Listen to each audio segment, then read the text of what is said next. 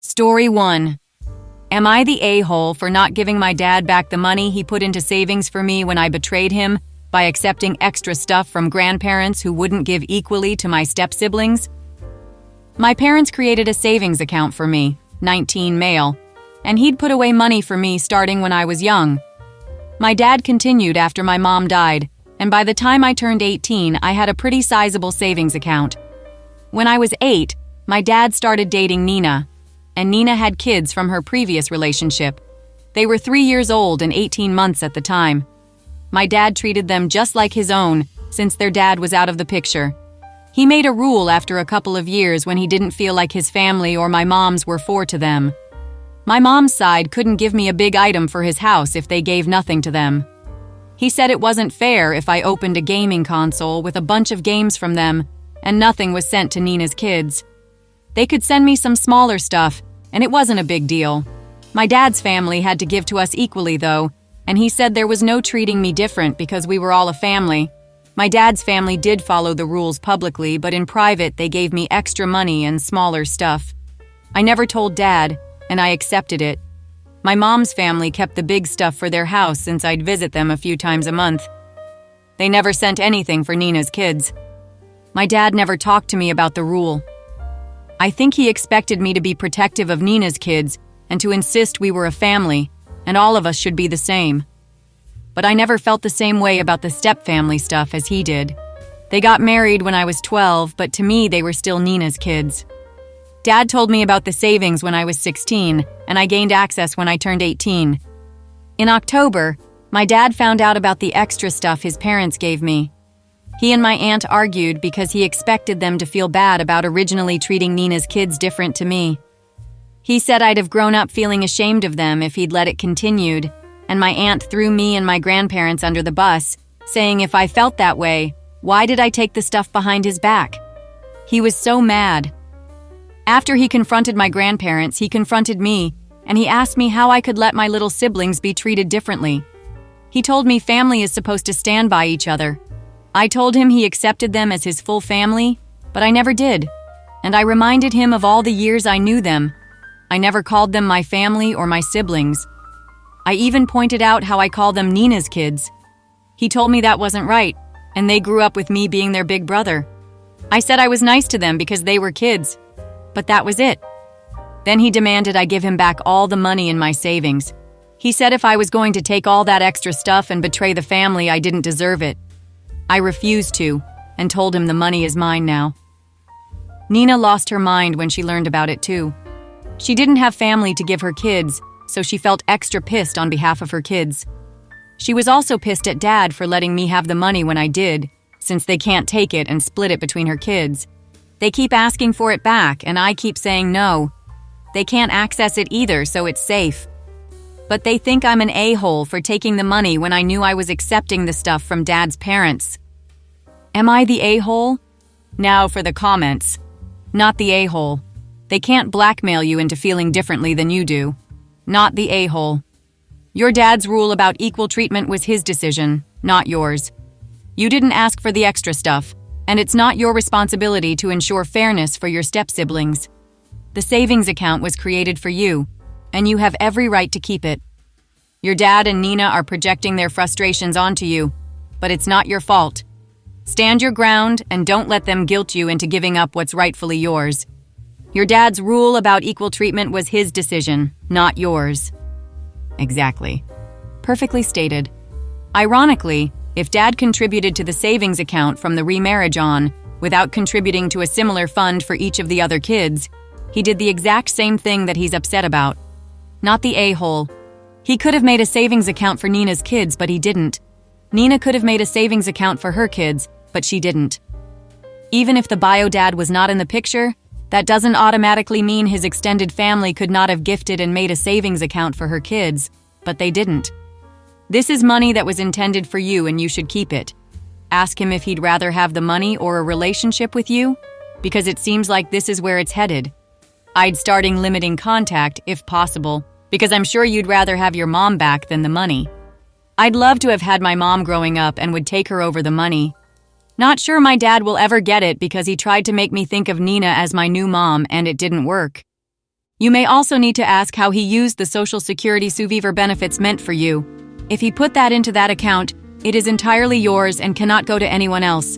If it went to help raise anyone besides you, that's also in violation. I should hope they kept a clear account of what happened with that money. You can also call and ask Social Security Administration for a statement of how much was paid out to you since your mother's passing. It would have been a monthly deposit. I don't understand how a parent can think bringing in a new partner automatically makes them your new mom-dad, especially after the death of a parent. It's so incredibly disrespectful to attempt to erase them. Your mom will always be your mom, and no one can take that away from you. The most your dad should have hoped for was for you to see her as your stepmom or bonus mom. Some kids will want to call them mom after a time, but it's not something that can be forced. I'm guessing Nina did everything she could to erase any reminder of your mom. I'm so glad you got to spend time with your mom's family, and he didn't keep you away from them. My dad thought it would happen because I was so young when Mom died. He felt like I was missing something in my life, and he thought I'd be more open to the idea. But like you said, not all kids will see step-parents as their mom or dad.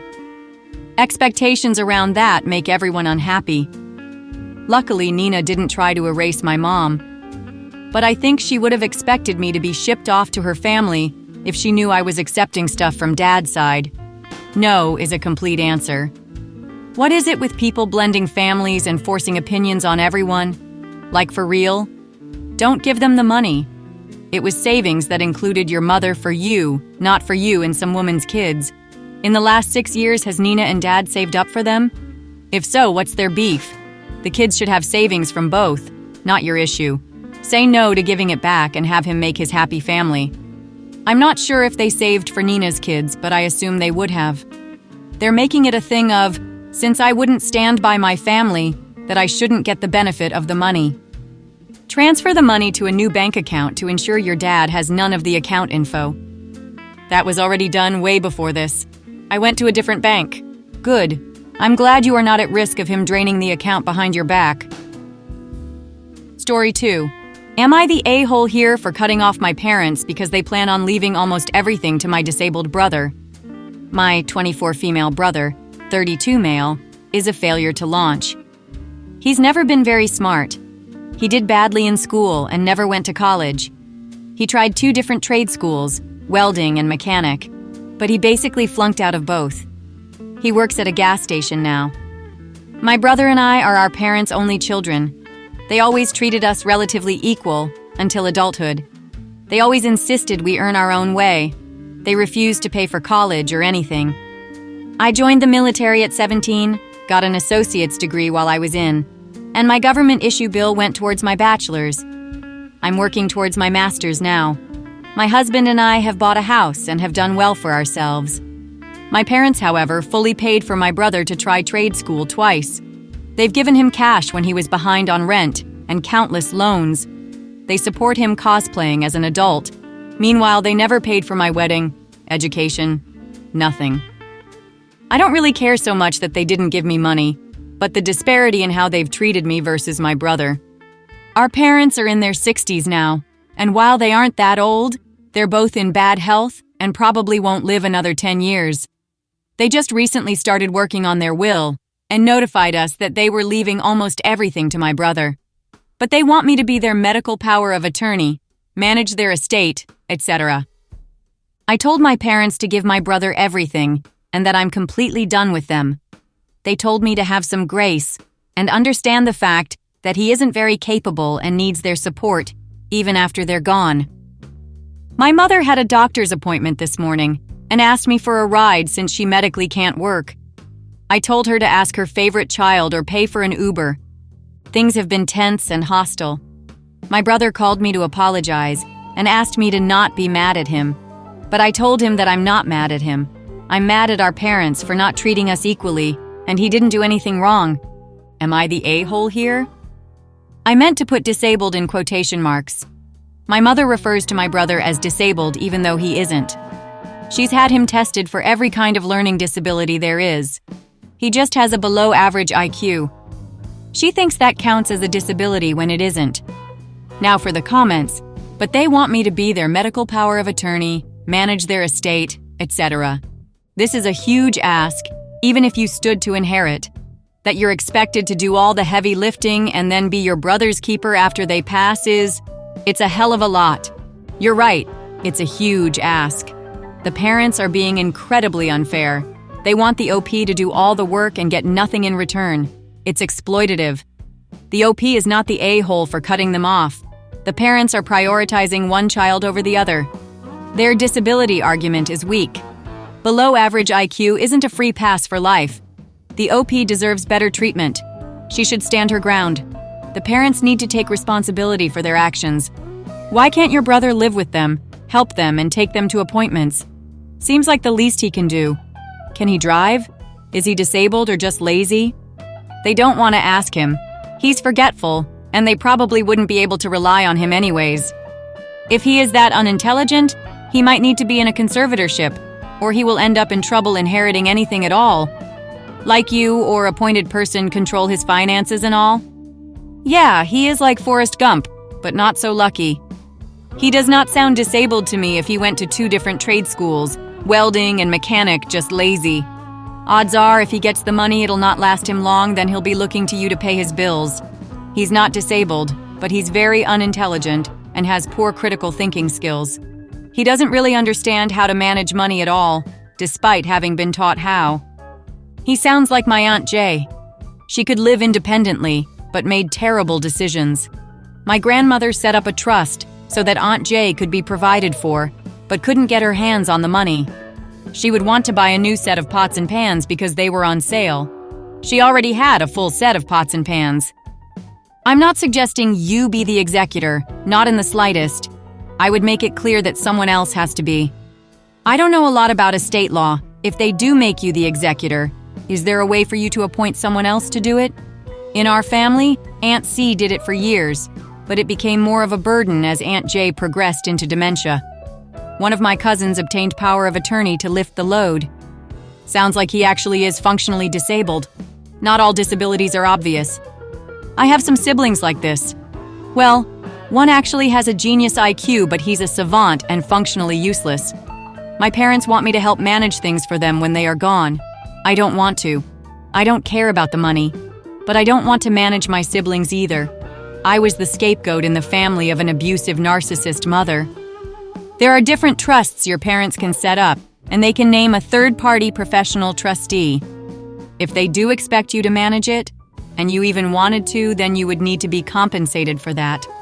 But if you don't, then tell them to work out a trust and a plan with a lawyer and leave you out of it.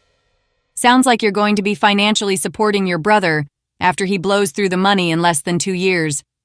Between moochers and bad choices, he's a prime target for financial abuse. Story 3. Am I the a-hole for closing my door on my brother's foot when he refused to leave my room? He says I physically assaulted him.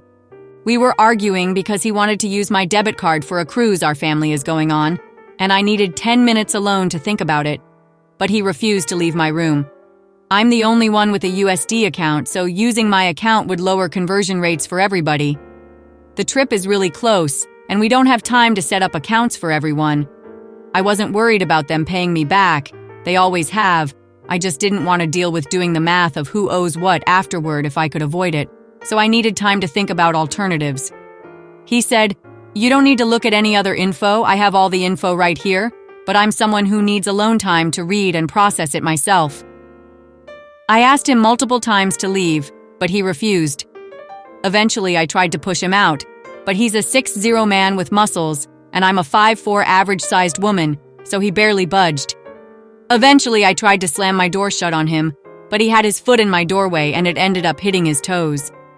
In my view, if someone is asking you to leave their space multiple times, pushing you out, and instead you remain in it, you can't complain when you get caught in a door slam. I believe him getting hurt is his own fault for not backing up when I clearly didn't want him in my room. And if you see a door swinging towards you, why not back up? He claims it was physical assault, and that me mentioning our size difference is me being a fake feminist and playing the victim.